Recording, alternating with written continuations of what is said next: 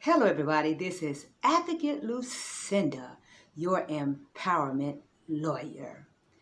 I want to give a shout out to South Paul and Deep Logic, two individuals who made this video possible. They had questions that I want to address today. The question was concerning a video that I did some time ago, the key to surviving the motion to dismiss, writing the complaint with the 12B defenses in mind. And South Paul asked this question: what is the typical wait time for a judge to rule on a fully briefed motion to dismiss? It's now approaching 9 months. Fair enough. I replied, there is no typical wait time. 9 months is not unusual. And I say that because an attorney for 28 years, I've had judges to rule on motions well beyond 9 months. It really depends on what's going on in the court. So I said to South Paul, relax and keep living, trying to encourage him or her. Deep Logic asks, why would you not recommend petitioning for a writ of mandamus to force the judge to rule on said motion to dismiss? Good question. I responded, hi, your question is good. The purpose of the writ is to address injustice. Not getting a ruling from the court 9 months after the judge received the party's motion to dismiss and the answer without more does not justify a mandamus. However, the decision to file a mandamus is the movant's or the person who is filing the mandamus best. So I thought there are others who are questioning how to get the judge to rule on your motion to dismiss. Because as litigants, we want the judge to rule on our motions in a timely manner. Now, what is a timely manner? And that is what we're going to talk about today, the writ of mandamus and things to consider before filing the petition. So let's get started. A writ of mandamus is a directive from a court to an inferior government official ordering the government official to properly fulfill their official duties or correct an abuse of discretion. And you can find this at Federal Rules of Appellate Procedure 21.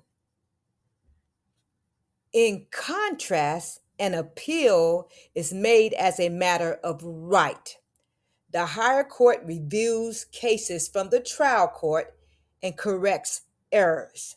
The appellate court may reverse, remand, affirm, or modify the decision of the lower court.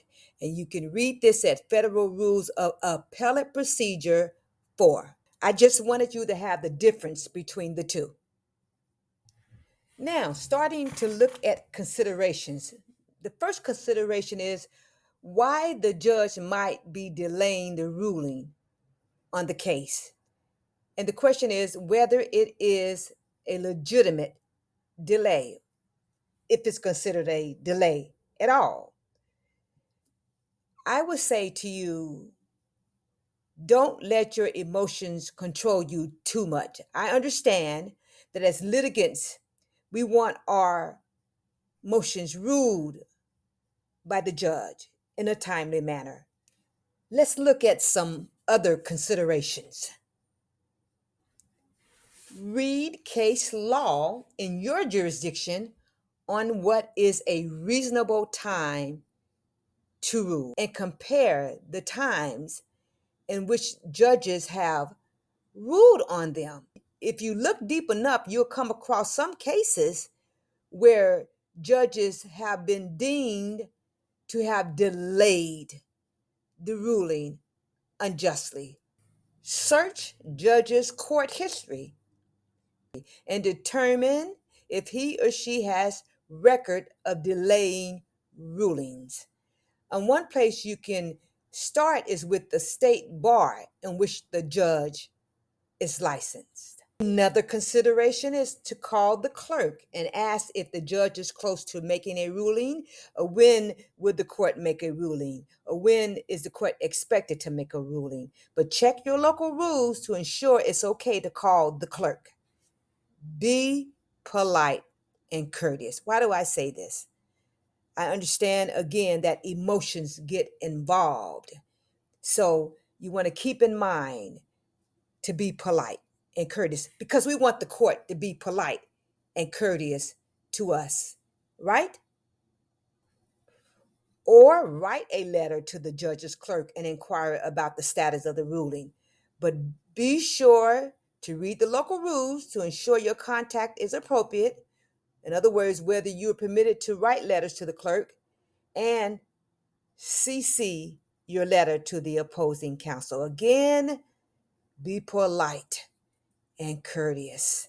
I know it's tempting to tell them what's on your mind, but please don't do that. Be polite and courteous. Another consideration is to file a motion, formal motion, asking the court to rule on your motion to dismiss.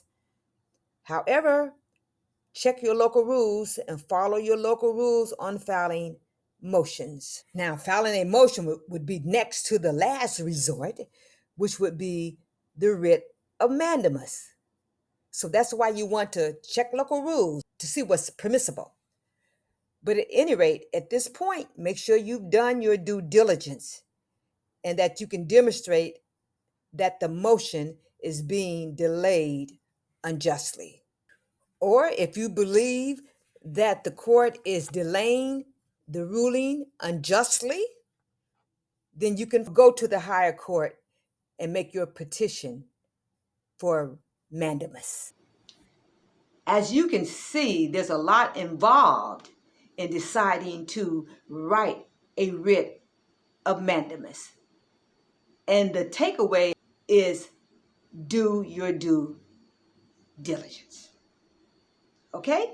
I trust this has been helpful to you. And until next time, I'm Advocate Lucinda, your empowerment lawyer.